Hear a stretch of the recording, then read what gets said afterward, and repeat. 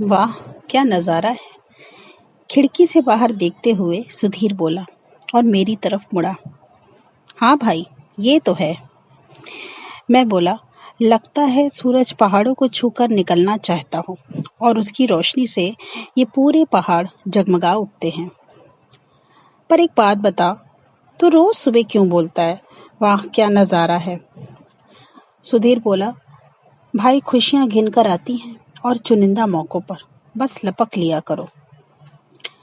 हाँ हाँ बाबा जी, सही है। अब चल घूम कर आते हैं। क्यों, काम पे नहीं जाना? सुधीर ने पूछा। नहीं यार, मन नहीं है। आज बाहर बैठकर ही चाय बनाता हूँ, फिर चलते हैं। 1 घंटे बाद दोनों दोस्त सुधीर और जय शिमला की सड़क पर घूम रहे थे। काफी देर घूमे, शाम होने आई थी। घूमते हुए मॉल रोड पहुंचे और एक बेंच पर बैठ गए। काफी देर तक शांत बैठे रहने के बाद सुधीर बोला, भाई जब आओ ना यहाँ कुछ न कुछ नया सही लगता है। मैंने भी हाँ में सिर हिला दिया। कुछ खाएगा क्या? सुधीर फिर बोला। जब जवाब नहीं मिला तो सामने खड़ा हो गया। अरे कहाँ खोए हुए हो, क्या हुआ? यार वो लड़की सामने देख रहा है, छोटा लाल बैग है जिसके हाथ में। सुधीर पीछे मुड़कर देखा और बोला, हाँ हाँ क्या हुआ?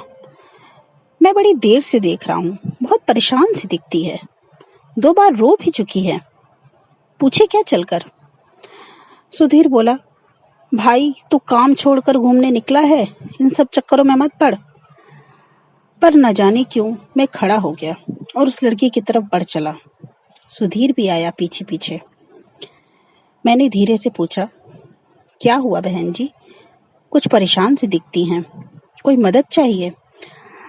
उस लड़की ने आंख उठाया और सहम कर बोली, नहीं नहीं कुछ नहीं। सुधीर शायद समझ गया। बोला, बहन जी हमारे फटे कपड़ों पर ना जाइए, हम अच्छे इंसान हैं, बोलिए शायद कुछ मदद कर सकें। वो बोली, पहली बार अकेले घर से घूमने आई थी। सुबह बदमाशों ने मोबाइल, पैसे, कपड़ों का बैग सब छीन लिया। बस ये खाली हाथ का पर्स ही रह गया है और सुबह से कुछ खाया भी नहीं है।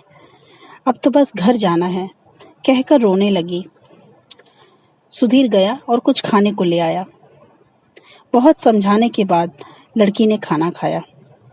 कहाँ घर है आपका? मैंने पूछा। वो बोली, जयपुर। मैंने कहा, 1 घंटे में बस जाती है, मैं अभी टिकट लेकर आता हूँ। सुधीर ने मेरी ओर देखा।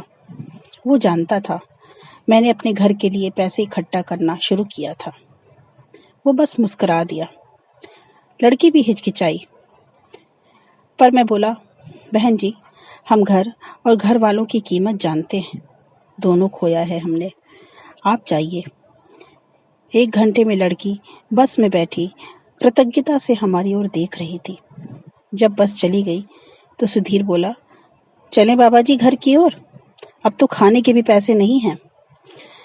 घर नजदीक आने पर सुधीर बोला, सुबह कबाड़ का कुछ काम मिल जाता तो कुछ काम बन जाता। मैं बोला, भाई अब तो घर भी नहीं रहा। म्युनिसिपैलिटी वाले लंबे सीवर पाइप्स यानी हमारे घर हटा रहे थे। मैंने उदास मन से कहा, सुधीर तेरे नज़ारे गए। सुधीर मुस्कुराकर बोला, नज़ारे रहेंगे। हाँ, हमारा घर बदल जाएगा। घबरा मत, कल फिर नई सुबह होगी और मैं कहूँगा, वाह क्या नज़ारा है।